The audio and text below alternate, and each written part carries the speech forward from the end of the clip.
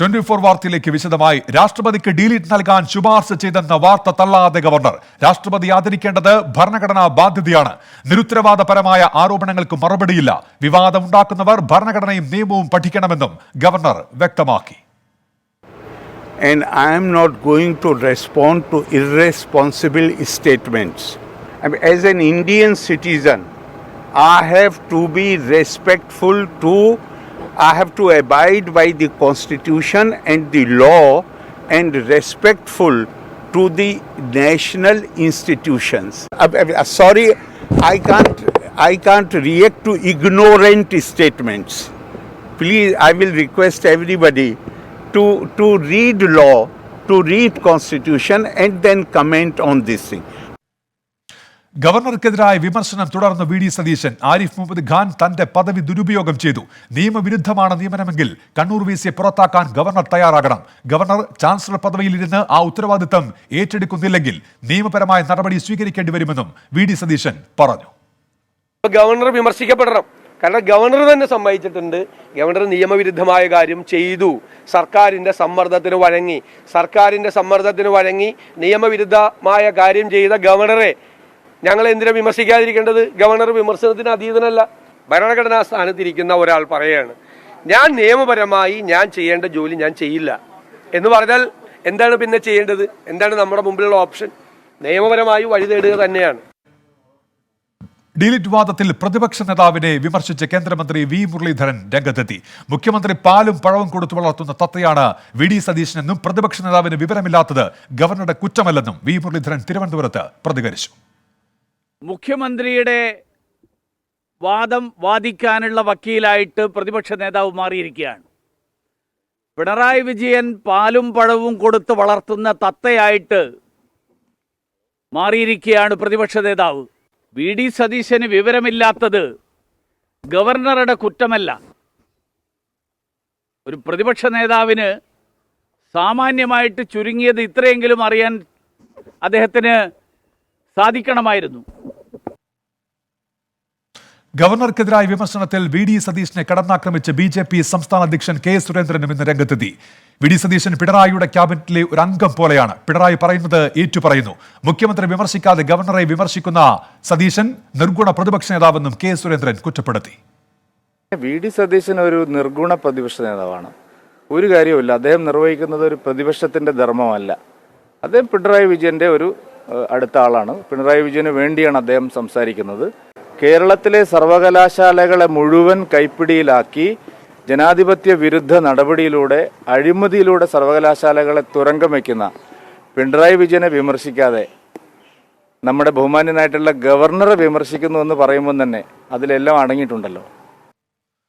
അതിനിടെ ഡീലിറ്റ് നൽകുന്നത് തീരുമാനിക്കേണ്ടത് സർവകലാശാലയാണെന്ന് CPIM സംസ്ഥാന സെക്രട്ടറി കോടിയേരി ബാലകൃഷ്ണൻ പ്രതികരിച്ചു. Article 51A of the Constitution makes it binding on us to respect national institutions. Kerala യൂണിവേഴ്സിറ്റിയിലെ പൂർവ്വ വിദ്യാർത്ഥിയായിരുന്നു KR നാരായണൻ. അദ്ദേഹത്തിന് ഡീലിറ്റ് കൊടുക്കാനൊക്കെ തീരുമാനിച്ചപ്പോൾ അദ്ദേഹം തന്നെ അത് സ്വീകരിച്ചിട്ടുണ്ട്. പോലീസിനെതിരായിട്ട് ഒറ്റപ്പെട്ട ചില വിമർശനങ്ങൾ ഉണ്ടാകുന്നുണ്ട്. അത് സർക്കാർ ഇടപെട്ട് അത്തരം പ്രശ്നങ്ങൾ നടപടിയെടുക്കുന്നു. തെറ്റ് ചെയ്ത് ആരെയും സംരക്ഷിക്കുന്ന പ്രശ്നം ഗവൺമെന്റ് ഭാഗത്ത് ഉണ്ടാവില്ല. ഡീലിറ്റ് വാദത്തിൽ കോൺഗ്രസിലെ ഭിന്നത അതിനിടെ മറന്നേക്ക് പുറത്തു വന്നിരിക്കുന്നു. താനും KPCC അധ്യക്ഷനും പറയുന്നതാണ് കോൺഗ്രസ് നിലപാടെന്ന് പ്രതിപക്ഷ നേതാവ് വി ഡി സതീശൻ പറഞ്ഞു. മുതിർന്ന നേതാവ് എന്ന നിലയിൽ രമേശ് ചെന്നിത്തലയ്ക്ക് വ്യക്തിപരമായ അഭിപ്രായമാകാമെന്നും വി ഡി സതീശൻ കൂട്ടിച്ചേർത്തു. അല്ല, അങ്ങനെയല്ലല്ലോ. അദ്ദേഹം മുൻ പ്രതിപക്ഷ നേതാവായിരുന്ന ഇന്ന് കേരളത്തിലെ കോൺഗ്രസിന്റെ വലിയ സീനിയർ നേതാക്കന്മാരിൽ ഒരാളല്ലേ.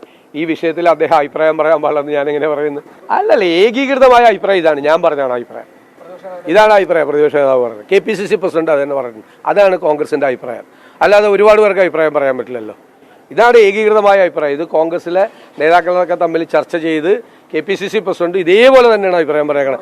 ഞങ്ങൾ KPCC പ്രസിഡന്റും പ്രതിപക്ഷ നേതാവും രണ്ടഭിപ്രായം പറഞ്ഞിട്ടില്ല. ഇതുവരെ ഒരു കാര്യത്തിൽ രണ്ടഭിപ്രായം പറഞ്ഞിട്ടില്ല. ഞങ്ങൾ കൂടിയാലോചനകൾ നടത്തി ഒറ്റ അഭിപ്രായം പറയാനുള്ളത്. അതേസമയം ഡീലിറ്റ് വാദത്തിൽ തുടർ പ്രതികരണത്തിന് രമേശ് ചെന്നിത്തല തയ്യാറായിട്ടില്ല.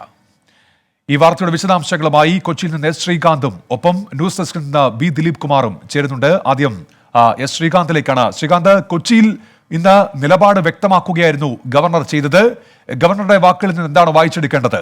ശ്രീകാന്ത്.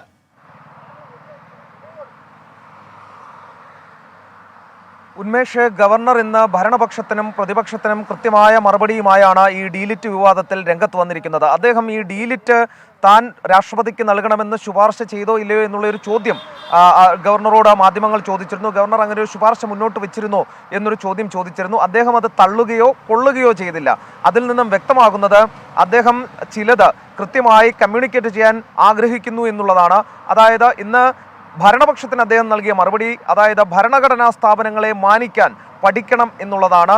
ഒരുപക്ഷെ അത് ഈ രാഷ്ട്രപതിക്ക് ഡീലിറ്റ് നൽകണ്ട എന്നൊരു തീരുമാനമെടുത്തത് ഗവർണർക്ക് അതിലുള്ള അമർഷം പ്രകടിപ്പിച്ചതാകാം എന്നുള്ളതാണ് വ്യാഖ്യാനിക്കപ്പെടുന്നത്. 2 സർവകലാശാലകൾ ബാഹ്യ സമ്മർദ്ദത്തിന് വഴങ്ങരുത് എന്നൊരു അഭിപ്രായം കൂടി അദ്ദേഹം രേഖപ്പെടുത്തി.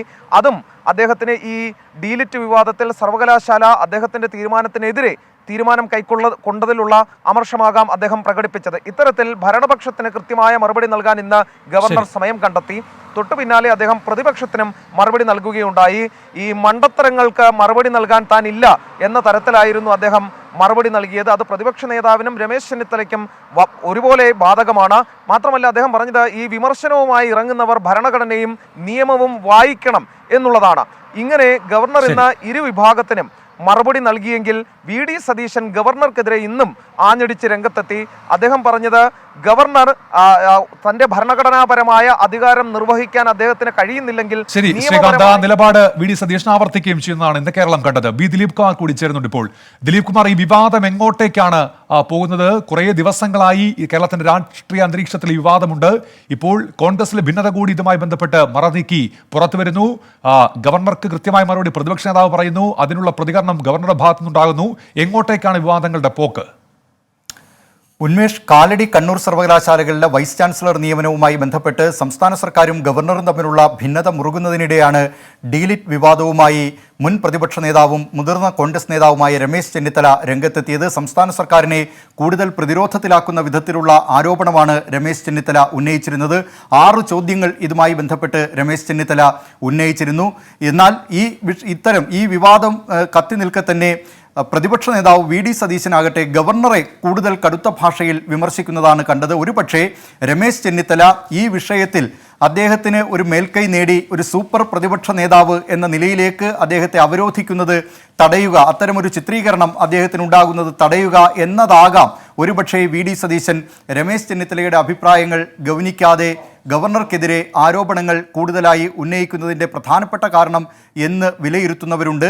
മറ്റൊന്ന്, വി ഡി സതീശനെ അനുകൂലിക്കുന്നവർ പറയുന്നത് ഈ വിവാദം നേരത്തെ സംസ്ഥാന സർക്കാർ ഈ സർവകലാശാലകളിൽ ഇടപെടുന്നതുമായി ബന്ധപ്പെട്ടുകൊണ്ട് അനധികൃതമായി ഇടപെടുന്നു എന്നതാണ് ഇതിലെ കാതലായ പ്രശ്നം. ആ പ്രശ്നത്തിൽ നിന്ന് മാറി ഇപ്പോൾ ഡീലിറ്റ് വിവാദത്തിലേക്ക് എത്തുമ്പോൾ അത് സംസ്ഥാന സർക്കാരിനെ രക്ഷപ്പെടുന്നതിന് വഴിയൊരുക്കലാണ് എന്ന അഭിപ്രായമാണ് ഇക്കൂട്ടർ പ്രകടിപ്പിക്കുന്നത്. ഏതായാലും 4-ാം തീയതി KPCC രാഷ്ട്രീയകാര്യ സമിതി യോഗം തിരുവനന്തപുരത്ത് ചേരുന്നുണ്ട്. ഈ യോഗം തുടർന്ന് ഇക്കാര്യത്തിൽ എന്തു നിലപാട് സ്വീകരിക്കും എന്നത് സംബന്ധിച്ച ധാരണയിലെത്തും. ഏതായാലും ഇപ്പോൾ ഈ വിഷയത്തിൽ പ്രതിപക്ഷ നേതാവും മുൻ പ്രതിപക്ഷ നേതാവും 2 തട്ടിലായിരിക്കുന്നു. സംസ്ഥാന സർക്കാർ പ്രതിരോധത്തിലേക്ക് പോകേണ്ട വിഷയത്തിൽ ഇപ്പോൾ കോൺഗ്രസിൽ ഭിന്നത എന്ന നിലയിലേക്ക് കാര്യങ്ങൾ എത്തിയിരിക്കുകയാണ്. ശരി, വി ദിലീപ് കുമാറാണ് വിവരങ്ങൾ നൽകിയത്. ന്യൂസ് ഡെസ്കിൽ നിന്ന് പുതിയ മാനങ്ങൾ കൈവരുന്നു ഡീലിറ്റ് വിവാദത്തിന്. ഇപ്പോൾ ഇന്നത്തെ മറ്റൊരു പ്രധാനപ്പെട്ട വാർത്ത, രാജ്യത്ത് BJPക്ക് ബദൽ ആരെന്നതിൽ ചൊല്ലി ഇടത് പാർട്ടികളിൽ ഭിന്നത. BJPക്ക് ബദൽ കോൺഗ്രസ് എന്ന CPI നേതാവ് ബിനോയ് വിശ്വം MP. കോൺഗ്രസ് പാർട്ടി തകരാൻ പാടില്ല, കോൺഗ്രസ് തകർന്നാൽ വളരുന്നത് BJP ആണെന്നും ബിനോയ് വിശ്വം കൊച്ചിയിൽ PT തോമസ് അനുസ്മരണ ചടങ്ങിൽ പറഞ്ഞു. യോജിപ്പുകളെല്ലാം ഉണ്ട്. ഇന്നത്തെ ഇന്ത്യൻ രാഷ്ട്രീയത്തിൽ BJP RSS ഉയർത്തുന്ന വെല്ലുവിളിക്ക് മുമ്പിൽ കോൺഗ്രസ് തകർന്നാൽ ഉണ്ടാകാൻ പോകുന്ന ശൂന്യതയെപ്പറ്റി ബോധ്യമുള്ള ഇടതുപക്ഷക്കാരാണ് ഞങ്ങൾ. അതുകൊണ്ട് പറയുകയാണ്, കേരളത്തിലെ തർക്കങ്ങളെല്ലാം ഇരിക്കെ തന്നെ ഞാൻ പറയുന്നു, കോൺഗ്രസ് തകർന്നാൽ ആ തകർച്ചയുടെ ശൂന്യത നികത്താനുള്ള കെൽപ്പ് ഇന്ന് ഇന്ത്യയിൽ ഇടതുപക്ഷത്തിനില്ല. ആ ശൂന്യത നികത്താനിടയുള്ളത് സംഘപരിവാറും അതിൻ്റെ ഫാസിസ്റ്റ് ആശയങ്ങളുമായിരിക്കും. അതൊഴിവാക്കണമെങ്കിൽ നെഹ്റുവിനെ ഓർത്തുകൊണ്ട് കോൺഗ്രസ് തകരാതിരിക്കാൻ ശ്രമിക്കണമെന്നാണ് ഞാൻ ചിന്തിക്കുന്നത്. BJPക്ക് ആളുകളെ സംഭാവന ചെയ്യുന്ന പാർട്ടിയായി കോൺഗ്രസ് മാറിയെന്ന് മുഖ്യമന്ത്രി പിണറായി വിജയൻ. കോൺഗ്രസ് എന്നും വർഗീയതയോട് ഒത്തുപോവുകയാണെന്നും മുഖ്യമന്ത്രി പറഞ്ഞു. ഏതെങ്കിലും ഘട്ടത്തിൽ വർഗീയതക്കെതിരെ ഉറച്ച നിലപാട് കോൺഗ്രസ് സ്വീകരിക്കാൻ കഴിഞ്ഞിട്ടുണ്ടോ? എല്ലാ ഘട്ടത്തിലും വർഗീയതയുമായി സമരസപ്പെടാനാണ് ശ്രമിച്ചിരിക്കുന്നത്. വർഗീയതയോട് ഒത്തുപോവുക, ആ നയത്തിന്റെ ഫലമായി കോൺഗ്രസ്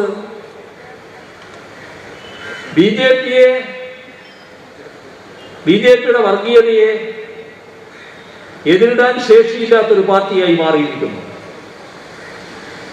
മാത്രമല്ല ബിജെപിക്ക് പലരെയും സംഭാവന ചെയ്യുന്ന ഒരു പാർട്ടിയായിട്ട് കൂടി കോൺഗ്രസ് മാറുന്നു.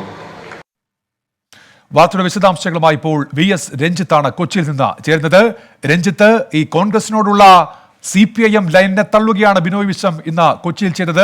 മുഖ്യമന്ത്രിയാകട്ടെ കുറച്ചു നാളുകളായി തന്നെ അവർ സ്വീകരിക്കുന്ന നിലപാട് പരസ്യമായി പറയുകയും ചെയ്യുന്നു പാലക്കാട് പൊതുസമ്മേളനത്തിൽ. ഇത് ഇടതു പാർട്ടികൾക്കിടയിലെ ഭിന്നതയായി വരും ദിവസങ്ങളിൽ മാറാനുള്ള സാധ്യതയുണ്ടോ രഞ്ജിത്ത്?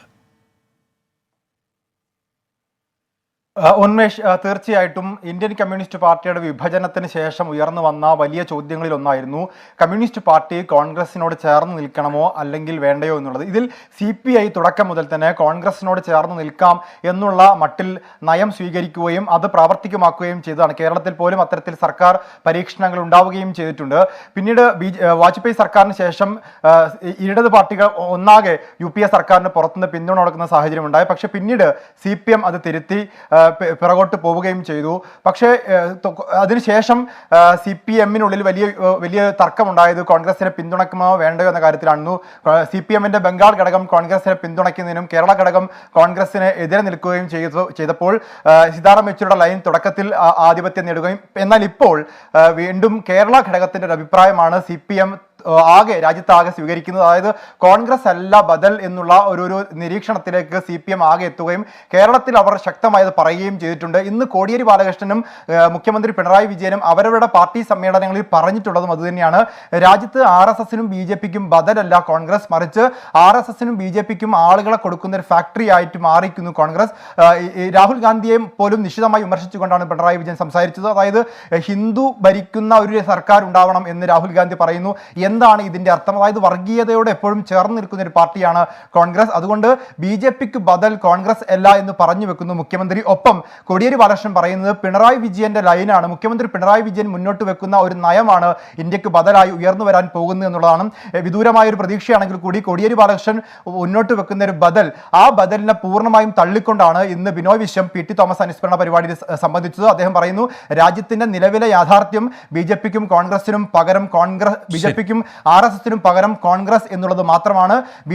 കോൺഗ്രസ് തകർന്നാൽ BJP ആണ് വളരുന്നത്. അതുകൊണ്ട് കോൺഗ്രസ് പാർട്ടി അതിന്റെ എല്ലാ കരുത്തോടു കൂടി വളർന്നു വരണം. അതിന് നെഹ്റുവിയൻ ആശയങ്ങൾ പുനരുജ്ജീവിച്ച് കോൺഗ്രസിനെ തിരിച്ചു പിടിച്ചാൽ അത് രാജ്യത്തിനൊരു ബദൽ ശക്തിയായി മാറും എന്ന് ഉറപ്പിച്ചു പറയുന്നു. ഇത് ഈ ഇടതു പാർട്ടികളിൽ CPM-നിടയിലും CPI-ക്കിടയിലും കാലാകാലങ്ങളിലായുള്ള തർക്കം വീണ്ടും രൂക്ഷമാക്കാൻ ഈ ഒരു പ്രസ്താവന സഹായിക്കും, അല്ലെങ്കിൽ ഈ പ്രസ്താവന കാരണമാകും. തുടർ ദിവസങ്ങളിൽ ഇതിന്റെ ചർച്ചകൾ തുടരുമെന്ന് തന്നെയാണ് നമ്മൾ പ്രതീക്ഷിക്കേണ്ടത്. ശരി, VS രഞ്ജിത്താണ് കൊച്ചിയിൽ നിന്ന് വിവരങ്ങൾ നൽകിയത്. ഇനി പോകുന്നത് കോവിഡ് സാഹചര്യം സംബന്ധിച്ച വാർത്തയിലേക്കാണ്. രാജ്യത്തെ കോവിഡ് കേസുകൾ ഉയരുന്നു.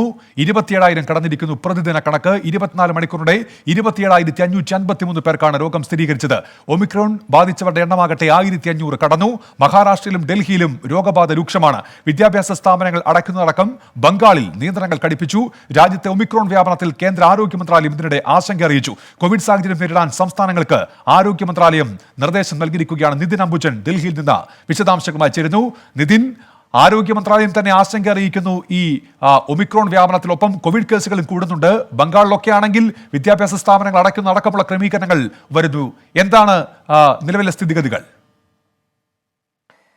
ഉന്മേഷ്, ബംഗാളാണ് ഇപ്പോൾ ഏറ്റവും ഒടുവിലായി കടുത്ത നിയന്ത്രണങ്ങളിലേക്ക് നീങ്ങിയിരിക്കുന്നത്. ബംഗാൾ ഇപ്പോൾ നാളെ മുതൽ വിദ്യാഭ്യാസ സ്ഥാപനങ്ങൾക്ക് അവധി പ്രഖ്യാപിച്ചിരിക്കുകയാണ്. കൂടാതെ പ്രധാനപ്പെട്ട ചില നിർദ്ദേശങ്ങൾ വന്നിരിക്കുന്നത് ലോക്കൽ ട്രെയിനുകളിൽ 50% യാത്രക്കാർക്ക് മാത്രമാണ് അനുവാദമുള്ളത്. അതുമാത്രമല്ല വൈകിട്ട് 7 മണി വരെ മാത്രമേ ലോക്കൽ ട്രെയിനുകൾ ഉണ്ടാവൂ. സിനിമാശാലകൾ അവിടെയെല്ലാം തന്നെ ഇപ്പോൾ 50% ആളുകളെ മാത്രമേ പ്രവേശിപ്പിക്കൂ എന്നാണ് വ്യക്തമാക്കിയിരിക്കുന്നത്. സർക്കാർ സ്വകാര്യ സ്ഥാപനങ്ങളിലൊക്കെ തന്നെ ജോലിക്കാരുടെ എണ്ണം 50% ചുരുക്കിയിട്ടുണ്ട്. കൂടാതെ ജിമ്മുകൾ, സ്പാ എന്നിവയെല്ലാം തന്നെ അടച്ചു. അതോടൊപ്പം തന്നെ ഡൽഹി, മുംബൈ എന്നിവിടങ്ങളിൽ നിന്ന് തിങ്കൾ, വെള്ളി ദിവസങ്ങളിൽ മാത്രമേ ബംഗാളിലേക്ക് വിമാനങ്ങൾ ഉണ്ടാവൂ. അത്തരം നിയന്ത്രണങ്ങളാണ് ഇപ്പോൾ ബംഗാളിൽ ഒരുക്കിയിരിക്കുന്നത്. ഏതായാലും കൂടുതൽ സംസ്ഥാനങ്ങൾ അത്തരം നിയന്ത്രണങ്ങളിലേക്ക് പോകും എന്ന് തന്നെയാണ് മനസ്സിലാകുന്നത്. പ്രത്യേകിച്ചും രോഗബാധ ഇപ്പോൾ രൂക്ഷമായി തുടരുന്ന സാഹചര്യത്തിലാണ് തീരുമാനം. ഇന്ന് ഡൽഹിയിലെ പ്രതിദിന കോവിഡ് കണക്ക് 3000-ന് മുകളിലേക്ക് പോയിരിക്കുന്നു. 4% മുകളിലാണ് TPR നിരക്ക്. ആശങ്കയുടെ സാഹചര്യം തന്നെയാണ്. അതുകൊണ്ടൊപ്പം തന്നെ ജാഗ്രത കൈവിടരുതെന്നാണ് മുഖ്യമന്ത്രി അരവിന്ദ് കെജ്രിവാൾ വ്യക്തമാക്കിയിരിക്കുന്നത്. മഹാരാഷ്ട്രയിലും സാഹചര്യം ഏറെക്കുറെ ആശങ്കാജനകമാണ്. പ്രത്യേകിച്ചും പ്രതിദിന കോവിഡുകൾ കുത്തനെ ഉയരുന്ന സാഹചര്യത്തിൽ ആ ഒരു സ്ഥിതിയിൽ ആശങ്ക തുടരുന്ന സാഹചര്യത്തിൽ ജാഗ്രത കൈവിടരുതെന്ന നിർദ്ദേശമാണ് മഹാരാഷ്ട്ര ആരോഗ്യമന്ത്രി രാജേഷ് തോപ്പെ നൽകുന്നത്. അതോടൊപ്പം തന്നെ ഒമിക്രോൺ സാഹചര്യം പരിശോധിച്ചാൽ 1500 മുകളിലേക്ക് പ്രതിദിന ഇതുവരെയുള്ള ഒമിക്രോൺ കേസുകൾ ഉയർന്നിട്ടുണ്ട്. അതിൽ മഹാരാഷ്ട്ര തന്നെയാണ് ഏറ്റവും കൂടുതൽ നിലനിൽക്കുന്നത്. ഇപ്പോൾ 450 മുകളിലേക്ക് മഹാരാഷ്ട്രയിലെ ഒമിക്രോൺ ബാധിതരുടെ എണ്ണം കടന്നിരിക്കുന്നു. മഹാരാഷ്ട്ര കഴിഞ്ഞാൽ ഡൽഹി, ഗുജറാത്ത്, തമിഴ്, രാജസ്ഥാൻ, അതിനുശേഷം കേരളം എന്നിങ്ങനെയാണ് ഇപ്പോൾ ഒമിക്രോൺ ബാധിതരുടെ എണ്ണത്തിൽ ഏറ്റവും ആശങ്ക നിറഞ്ഞ സംസ്ഥാനങ്ങൾ. എന്തായാലും ഒഡീഷയിലടക്കം ഇപ്പോൾ ഒടുവിലായി ഒമിക്രോൺ കേസുകൾ സ്ഥിരീകരിച്ചിട്ടുണ്ട്. ആ ഒരു സാഹചര്യത്തിൽ ആരോഗ്യ മന്ത്രാലയം ഈ ഒരു ഘട്ടത്തിൽ ആശങ്ക അറിയിക്കുകയാണ്. ജാഗ്രത കൈവിടാതെ നിയന്ത്രണ നടപടികൾ തന്നെ ശക്തമാക്കി മുന്നോട്ട് പോകണം എന്നാണ് ഇപ്പോൾ ഏറ്റവും ഒടുവിലായി നൽകിയിരിക്കുന്ന നിർദ്ദേശം. എന്തായാലും കോവിഡ് സാഹചര്യത്തെ നേരിടാൻ സംസ്ഥാനങ്ങൾക്ക് ജനുവരി 5 മുതൽ ഒരു വെബിനാർ സംഘടിപ്പിക്കാനാണ് ഇപ്പോൾ ആരോഗ്യ മന്ത്രാലയം തീരുമാനിച്ചിരിക്കുന്നത്. നിതിൻ അംബുജനാണ് ഡൽഹിയിൽ നിന്ന് രാജ്യത്തെ ഒമിക്രോൺ കോവിഡ് സാഹചര്യങ്ങൾ സംബന്ധിച്ച വിശദാംശങ്ങൾ നൽകിയത്. നമ്മൾ ഇനി സംസ്ഥാനത്തെ കോവിഡ് കണക്കുകളിലേക്കാണ് പോകുന്നത്. ആരോഗ്യ വിഭാഗത്തിന്റെ വാർത്താക്കുറിപ്പ് അല്പസം മുൻപ് പുറത്തു വന്നിരുന്നു. സംസ്ഥാനത്ത് പുതുതായി കോവിഡ് സ്ഥിരീകരിച്ചിരിക്കുന്നത് 2802 പേർക്കാണ്. അതേസമയം ഇന്ന് രോഗമുക്തി നേടിയവരുടെ എണ്ണം 2606 ഇന്ന് ഔദ്യോഗികമായി സ്ഥിരീകരിച്ചിരിക്കുന്നത് 12 മരണമാണ്. അതേസമയം ടെസ്റ്റ് പോസിറ്റിവിറ്റി നിരക്ക് TPR 5.58% ഇരിക്കുന്നു. ചികിത്സയിൽ കഴിയുന്നവരുടെ എണ്ണം 19,021 ഇന്നത്തെ കണക്കനുസരിച്ച്. ഇന്ന് കോവിഡ് സ്ഥിരീകരിച്ച ആരോഗ്യ പ്രവർത്തകരുടെ എണ്ണം 29. രാജ്യത്ത് 15 മുതൽ 18 വയസ്സ് വരെയുള്ളവരുടെ കോവിഡ് വാക്സിനേഷൻ നാളെ ആരംഭിക്കും. സംസ്ഥാനത്ത് ഈ മാസം 10 വരെ ബുധനാഴ്ച ഒഴികെ എല്ലാ ദിവസവും വാക്സിനേഷൻ ഉണ്ടായിരിക്കും. കൗമാരക്കാരുടെ വാക്സിനേഷൻ കേന്ദ്രങ്ങളിൽ കോവാക്സിൻ മാത്രമാകും നൽകുക. കൗമാരക്കാരായ കുട്ടികളെ വാക്സിൻ എടുപ്പിക്കാനുള്ള പ്രവർത്തനങ്ങൾക്ക് അധ്യാപകരും PTI മുൻകൈയെടുക്കണമെന്ന് വിദ്യാഭ്യാസ മന്ത്രി V ശിവൻകുട്ടി ആവശ്യപ്പെട്ടു. കൗമാരക്കാർക്കുള്ള കോവിഡ് വാക്സിനേഷനുള്ള ഒരുക്കങ്ങൾ പൂർത്തിയായെന്ന് ആരോഗ്യമന്ത്രി വീണ ജോർജും അറിയിച്ചു. രജിസ്ട്രേഷൻ നടത്താൻ മാതാപിതാക്കൾക്ക് കഴിയുന്നില്ലെങ്കിൽ വിദ്യാഭ്യാസ വകുപ്പ് സൗകര്യമൊരുക്കും. രജിസ്ട്രേഷൻ നടത്താത്ത കുട്ടികളുടെ വിവരങ്ങൾ വിദ്യാഭ്യാസ വകുപ്പിൽ നിന്ന് തേടുമെന്നും മന്ത്രി വ്യക്തമാക്കി. രാജ്യത്ത് നാളെയാണ് 15, 16, 17 വയസ്സ് പ്രായമുള്ള കുട്ടികൾക്കുള്ള വാക്സിനേഷൻ നാളെ മുതലാണ് ആരംഭിക്കേണ്ടത്. മാതാപിതാക്കൾക്ക് കുട്ടികളുടെ രജിസ്ട്രേഷൻ നടത്താൻ ആർക്കെങ്കിലും കഴിയുന്നില്ല എങ്കിൽ അത് വിദ്യാഭ്യാസ വകുപ്പ്, അതായത് സ്കൂളുകൾ സഹായിക്കാമെന്നുള്ളത് അറിയിച്ചിട്ടുണ്ട്. സ്കൂളുകളിൽ വാക്സിൻ എടുത്ത കുട്ടികളുടെ ഒരു കണക്ക് കൂടി വിദ്യാഭ്യാസ വകുപ്പ് ഷെയർ ചെയ്യാമെന്ന് പറഞ്ഞിട്ടുണ്ട്. അപ്പോൾ നമുക്ക് സമയബന്ധിതമായി തന്നെ കുട്ടികളുടെ വാക്സിനേഷൻ നമുക്ക് പൂർത്തീകരിക്കുന്നതിന് സാധിക്കും. കൗമാരക്കാർക്കുള്ള കോവിഡ് വാക്സിനേഷൻ നാളെ മുതൽ ആരംഭിക്കുന്നു. ഓൺലൈൻ വഴി മുൻകൂട്ടി രജിസ്റ്റർ ചെയ്യുന്നവർക്കാണ് വാക്സിനേഷൻ മുൻഗണന. എങ്ങനെയാണ് രജിസ്റ്റർ ചെയ്യേണ്ടത് എന്ന് നോക്കാം. അല്ലമീൻ തയ്യാറാക്കിയ റിപ്പോർട്ട് കാണാം.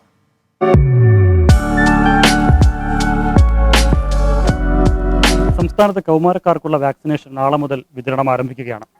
അതിനുവേണ്ടിയുള്ള തയ്യാറെടുപ്പുകൾ ആരോഗ്യവകുപ്പ് ഒരുക്കിയിട്ടുണ്ട്. രജിസ്ട്രേഷൻ നടപടികളുമായി വിദ്യാർത്ഥികളും മുന്നോട്ട് പോവുകയാണ്. എങ്ങനെയാണ് രജിസ്റ്റർ ചെയ്യേണ്ടത്? +2 വിദ്യാർത്ഥിയായ ഉദിത്തിന്റെ വീട്ടിലേക്കാണ് നമ്മൾ പോകുന്നത്.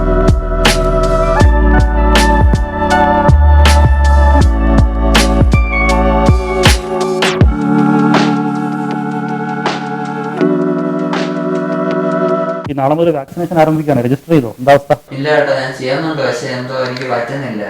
ആണോ? നോക്കി.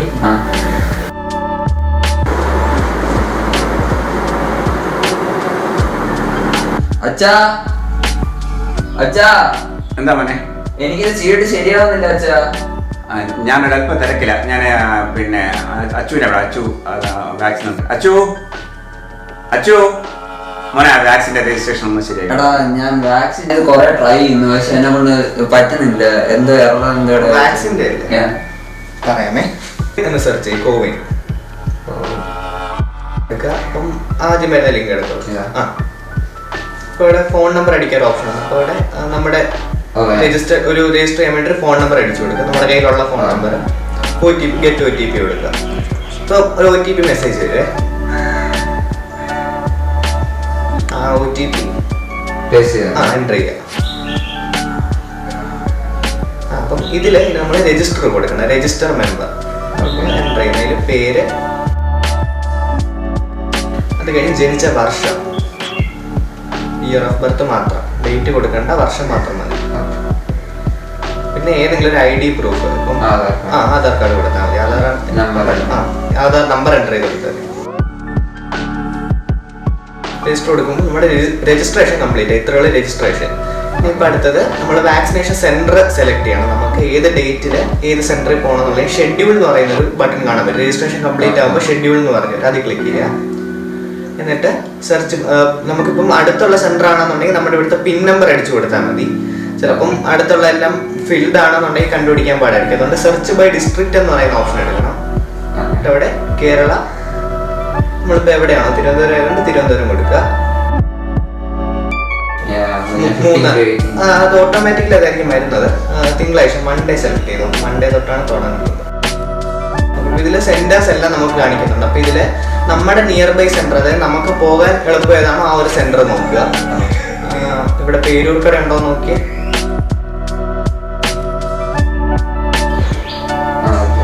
പേരൂർക്കട DMH. അപ്പം അതിൽ ക്ലിക്ക് ചെയ്യുക. ആ സെന്ററിന്റെ പേരിൽ ക്ലിക്ക് ചെയ്താൽ മതി. ഇതിൽ നമുക്ക് പോകാൻ ഇപ്പം 4 ടൈം സ്ലോട്ടാണുള്ളത്. അപ്പം അതിൽ നമുക്ക് എപ്പോഴാണോ പോയി എടുക്കാൻ പറ്റുന്ന ആ ഒരു ടൈം സ്ലോട്ട് ജസ്റ്റ് സെലക്ട് ചെയ്യുക. എന്നിട്ട് കൺഫേം കൊടുക്കണം.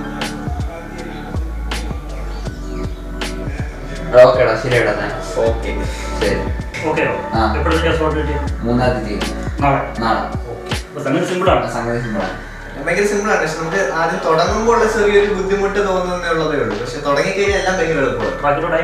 എല്ലാം ഭയങ്കര എളുപ്പമാണ്.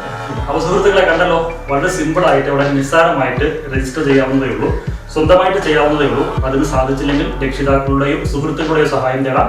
അതിനും സാധിച്ചില്ലെങ്കിൽ നിങ്ങളെ സഹായിക്കാൻ സ്കൂൾ അധികൃതരും രംഗത്തുണ്ട് എന്നുള്ള നിർദ്ദേശം സർക്കാർ നൽകിയിട്ടുണ്ട്. അപ്പോൾ ആരും ഈ രജിസ്ട്രേഷന്റെ സാങ്കേതിക ബുദ്ധിമുട്ട് കാരണം ഇതിൽ നിന്ന് മാറി നിൽക്കുകയോ കാലതാമസം വരുത്തുകയോ വേണ്ട. നാളെ മുതൽ തന്നെ വാക്സിനേഷൻ സ്വീകരിക്കാവുന്നതാണ്. തിരുവനന്തപുരത്ത് നിന്ന് ഉദിത്തിനും സുഹൃത്ത് അച്യുതിനുമൊപ്പം അൽ അമീൻ, 24. സംസ്ഥാനത്ത് രാത്രികാല നിയന്ത്രണങ്ങൾ നീട്ടില്ല. നിയന്ത്രണങ്ങൾ നീട്ടുന്നത് സംബന്ധിച്ച തുടർ തീരുമാനം ഈ ആഴ്ച ചേരുന്ന അവലോകന യോഗത്തിൽ ഉണ്ടാകും. പുതുവത്സരാഘോഷങ്ങളുടെ ഭാഗമായാണ് നിയന്ത്രണങ്ങൾ ഏർപ്പെടുത്തിയിരുന്നത്. വിനീത VG തിരുവനന്തപുരത്ത് നിന്ന് വിവരങ്ങളുമായി ചേരുന്നുണ്ട്. വിനീത, ഇന്നത്തോടുകൂടി ഈ രാത്രികാല നിയന്ത്രണങ്ങൾ അവസാനിക്കുകയാണ്. ഇപ്പോൾ സർക്കാരിന്റെ ഒരു വിലയിരുത്തൽ എന്താണ്? ഒമിക്രോൺ കേസിലടക്കം വർദ്ധിക്കുന്ന ഒരു പശ്ചാത്തലത്തിലുണ്ട്. ഈ നിയന്ത്രണങ്ങളുമായി മുന്നോട്ട് പോകേണ്ടി വരുമെന്നുള്ള ഒരു കണക്കൂട്ടലുണ്ടോ സർക്കാരിന്? ഉന്മേഷ് സൂചിപ്പിച്ചതുപോലെ തന്നെ ഈ പുതുവത്സരാഘോഷങ്ങൾ ക്രിസ്മസ് പശ്ചാത്തലത്തിലൊക്കെയാണ് നമ്മൾ ഒമിക്രോണും കോവിഡും ഒക്കെയായി മുന്നോട്ട് പോകുന്ന ഒരു സാഹചര്യമുണ്ട്. ഈ സാഹചര്യത്തിൽ കൃത്യമായിട്ടുള്ള ഒരു നിയന്ത്രണം അനിവാര്യമായ ഒരു ഘട്ടമുണ്ടായിരുന്നു. ഇതേ തുടർന്നുകൊണ്ടാണ് ഇത്തരത്തിൽ ഇന്ന് വരെ സംസ്ഥാനത്ത് രാത്രികാല നിയന്ത്രണം ആദ്യഘട്ടത്തിൽ ഏർപ്പെടുത്തിയിരുന്നത്. അത് തൽക്കാലത്തേക്ക് നീട്ടണ്ട എന്ന് തന്നെയാണ് സർക്കാരിന്റെ ഇപ്പോഴത്തെ തീരുമാനം. അതേസമയം ഇനിയുള്ള കേസുകളൊക്കെ എങ്ങനെയാകും എന്നൊരു സാഹചര്യം വിലയിരുത്തിക്കൊണ്ട് ഇന്ന് ഈ ആഴ്ച പ്രത്യേകമായിട്ടുള്ള ഒരു യോഗം ചേരുന്നുണ്ട്, അവലോകന യോഗം ചേരുന്നുണ്ട്. ഈ യോഗത്തിൽ തന്നെയായിരിക്കും ഇനി നിയന്ത്രണം ഏതു രീതിയിൽ വേണം അടക്കമുള്ള കാര്യങ്ങൾ തീരുമാനിക്കുക. പ്രധാനമായും നിലവിൽ തുടരേണ്ട ഈ രാത്രികാല നിയന്ത്രണം ഇന്നുവരെ ഉള്ളത് വീണ്ടും തുടർന്ന് അടക്കമുള്ള കാര്യങ്ങളൊക്കെ ഈ യോഗത്തിലായിരിക്കും തീരുമാനിക്കുക. എന്തുതന്നെയായാലും തൽക്കാലത്തേക്ക് ഈ ഒരു രാത്രികാല നിയന്ത്രണം വേണ്ട എന്നൊരു തീരുമാനത്തിൽ തന്നെയാണ് സർക്കാർ എത്തിയിരിക്കുന്നത്. ഇതിൽ പ്രധാനമായും നമ്മൾ സൂചിപ്പിച്ചതുപോലെ പുതുവത്സരാഘോഷങ്ങളുടെ ഒക്കെ ഒരു ഭാഗമായിട്ട് തന്നെയായിരുന്നു നിയന്ത്രണം. ഇന്ന് വരെ നിയന്ത്രണം ഉണ്ടാകുമെന്ന് തന്നെയാണ് ആദ്യഘട്ടത്തിലും പറഞ്ഞിട്ടുണ്ടായിരുന്നത്. ഇനി ഈ രാത്രികാല നിയന്ത്രണം ഇല്ല എങ്കിൽ ഇതിന് പകരം ഏതൊക്കെ തരത്തിലായിരിക്കും ആ നിയന്ത്രണം കൊണ്ടുപോകേണ്ടത് അടക്കമുള്ള കാര്യങ്ങളൊക്കെ ആയിരിക്കും അവലോകന യോഗത്തിൽ ചർച്ച ചെയ്യുക. പ്രധാനമായും ആരോഗ്യമന്ത്രിയുടെ ഒക്കെ ഒരു നേതൃത്വത്തിൽ ഈ കോവിഡിന്റെയും ഒമിക്രോണിന്റെയും ഒക്കെ ഒരു പശ്ചാത്തലത്തിൽ എങ്ങനെ നമുക്കിത് നിയന്ത്രിക്കാൻ നടക്കമുള്ള കാര്യങ്ങളൊക്കെ വിലയിരുത്തും. ഇതിനുശേഷമായിരിക്കും നിയന്ത്രണം ഏതു രീതിയിൽ വേണം നടക്കമുള്ള കാര്യങ്ങളിൽ തീരുമാനമുണ്ടാവുക. ഉന്മേഷ്. ശരി, വിനീത VG ആണ് തിരുവനന്തപുരത്ത് നിന്ന് വിശദാംശങ്ങൾ നൽകിയത്. 24 വാർത്തയിലേക്ക് വീണ്ടും സ്വാഗതം. പെഗസിസുമായി ബന്ധപ്പെട്ട് സുപ്രീം കോടതി നിയോഗിച്ച സമിതിയുടെ നിർണായക ഇടപെടൽ ഉണ്ടായ ദിവസമാണ്.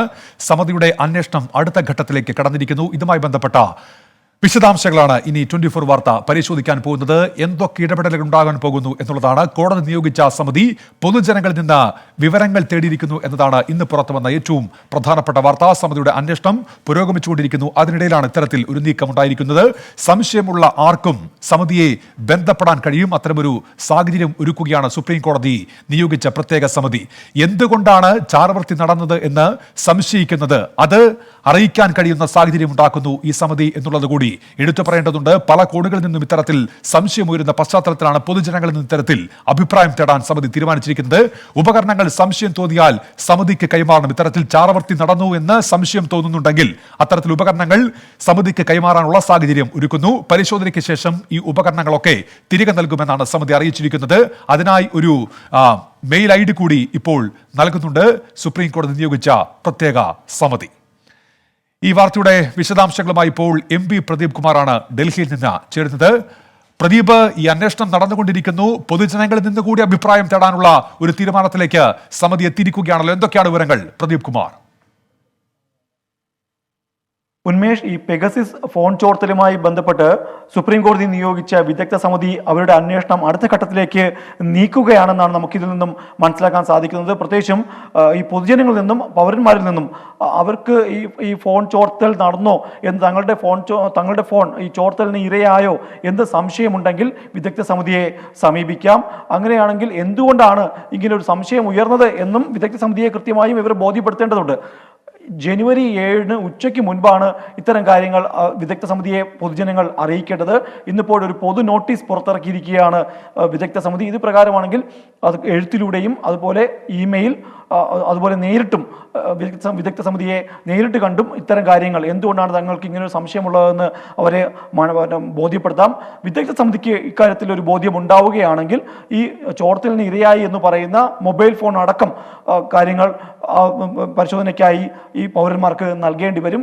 അത് സ്വീകരിച്ചു, അതായത് ഈ ഉപകരണം സ്വീകരിച്ചു എന്നതിന് കൃത്യമായി ഈ ഉപകരണത്തിൻ്റെ ഫോട്ടോ അടക്കം തിരിച്ച് നൽകും. അതിനുശേഷം പരിശോധനയ്ക്ക് ശേഷമായിരിക്കും ഈ ഉപകരണം, ഈ മൊബൈൽ ഫോൺ ആണെങ്കിൽ അത് കൃത്യമായും ഈ ജനങ്ങൾക്ക് തിരിച്ചു നൽകുക എന്നും കൂടി വ്യക്തമാക്കിയിട്ടുണ്ട്. എന്തായാലും അടുത്ത ഘട്ടത്തിലേക്ക് അന്വേഷണം നീങ്ങുന്നു എന്ന് തന്നെയാണ് നമുക്ക് ഈ സാഹചര്യത്തിൽ പറയാൻ സാധിക്കുന്നത്. MP പ്രദീപ് കുമാറാണ് ഡൽഹിയിൽ നിന്ന് വിശദാംശങ്ങൾ നൽകിയത്. CPIഎമ്മിന്റെ പാലക്കാട് കൊല്ലം ജില്ലാ സെക്രട്ടറിമാരെ തെരഞ്ഞെടുത്തു. EN സുരേഷ് ബാബുവാണ് പാലക്കാട് ജില്ലാ സെക്രട്ടറി. കൊല്ലത്ത് S സുദേവൻ തുടരും. ഇരു ജില്ലാ കമ്മിറ്റികളിലും നിരവധി പുതുമുഖങ്ങൾക്ക് ഇടം ലഭിച്ചു. പാലക്കാട്ട് ഒറ്റപ്പെട്ട ചേരിതിരിവ് പരിഹരിക്കാൻ പാർട്ടിക്ക് കഴിയുമെന്ന് പുതിയ ജില്ലാ സെക്രട്ടറി EN സുരേഷ് ബാബു പ്രതികരിച്ചു. പ്രതികരണങ്ങളിലേക്ക്. നിങ്ങൾ ഈ പറയുന്ന വിഭാഗീയമായ ചേരിതിരിവ് പണ്ടത്തെ പോലെയൊന്നും ഈ ജില്ലയിലില്ല. അന്ന് പല തട്ടിൽ നിന്ന് ആളുകളെല്ലാം ഇന്ന് പാർട്ടിയുടെ ഭാഗമായി നിൽക്കുന്നുണ്ട്. അതിലാരെങ്കിലും നിർജീവമായിട്ടുണ്ടെങ്കിൽ ഞങ്ങൾ അവരെ എല്ലാം സജീവമാക്കി കൊണ്ടുപോകാൻ തന്നെയായിരിക്കും തീരുമാനം. പാർട്ടിയുടെ കരുത്തും ഐക്യവും വർദ്ധിപ്പിക്കാൻ കഴിയത്തക്ക നിലയിലുള്ള ചർച്ചയും തീരുമാനങ്ങളുമാണ് എടുത്തിട്ടുള്ളത്. സമ്മേളനത്തിൻ്റെ എല്ലാ നടപടിക്രമങ്ങളും ഐകകണ്ഠേനയാണ് പൂർത്തീകരിച്ചത്. കൊല്ലം ജില്ലയിലെ എല്ലാ പ്രദേശങ്ങളിലും ശക്തിയായി വേരോട്ടമുള്ള അടിത്തട്ടിൽ സംഘടനാ പ്രവർത്തനം ചിട്ടയായി നടക്കുന്ന പാർട്ടിയാണ് CPIM. CPIM ഇടുക്കി ജില്ലാ സമ്മേളനത്തിൽ പങ്കെടുക്കുമെന്ന് ദേവികുളം മുൻ MLA S രാജേന്ദ്രൻ. പ്രധാനപ്പെട്ട സമ്മേളനമാണെന്നും അതിനെ കുറച്ച് കാണാൻ കഴിയില്ലെന്നും S രാജേന്ദ്രൻ പറഞ്ഞു. ജില്ലാ കമ്മിറ്റി അംഗം ആയതുകൊണ്ട് സമ്മേളനത്തിൽ പങ്കെടുക്കേണ്ട ബാധ്യത തനിക്കുണ്ടെന്നും S രാജേന്ദ്രൻ വ്യക്തമാക്കി. ബ്രാഞ്ച് ഏരിയ സമ്മേളനങ്ങളിൽ നിന്ന് S രാജേന്ദ്രൻ വിട്ടുനിന്നതിനെതിരെ പാർട്ടിയിൽ കടുത്ത വിമർശനമായിരുന്നു ഉയർന്നത്. സംഘടനാ വിരുദ്ധ പ്രവർത്തനം നടത്തിയെന്ന് ചൂണ്ടിക്കാട്ടി ഒരു വർഷത്തേക്ക് S രാജേന്ദ്രനെ പുറത്താക്കാൻ CPIM ജില്ലാ കമ്മിറ്റി സംസ്ഥാന കമ്മിറ്റിക്ക് ശുപാർശ നൽകിയിരുന്നു. നാളെ തുടങ്ങുന്ന ജില്ലാ സമ്മേളനത്തിലെ പ്രധാന ചർച്ചാ വിഷയവും S രാജേന്ദ്രൻ തന്നെയായിരിക്കും. അതിനിടെ ജില്ലാ സമ്മേളനത്തിൽ എന്ന അഭ്യൂഹങ്ങൾക്കിടെയാണ് സമ്മേളനത്തിൽ പങ്കെടുക്കുമെന്ന് S രാജേന്ദ്രൻ വ്യക്തമാക്കിയത്.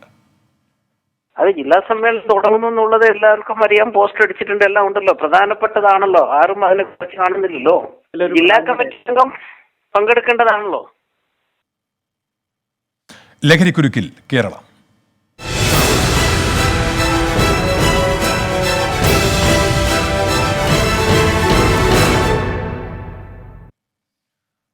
മാരക ലഹരി വസ്തുക്കളുടെ വിപണന കേന്ദ്രമായി കേരളം മാറിയതായി കണക്കുകൾ. എക്സൈസ് വകുപ്പ് 2021 പിടിച്ചെടുത്ത കോടിക്കണക്കിന് രൂപയുടെ ലഹരി വസ്തുക്കളുടെ വിശദാംശങ്ങൾ 24 ലഭിച്ചു. 5632 കിലോ കഞ്ചാവും 16 കിലോ ഹാഷിഷ് ഓയിലുമാണ് കഴിഞ്ഞ വർഷം സംസ്ഥാനത്ത് നിന്ന് പിടിച്ചെടുത്തത്. ബ്രൗൺ ഷുഗറും ഹെറോയിനും അടക്കമുള്ള സിന്തറ്റിക് ഡ്രഗുകളും കേരളത്തിൽ സുലഭമാണെന്നും കണക്കുകൾ വ്യക്തമാക്കുന്നു.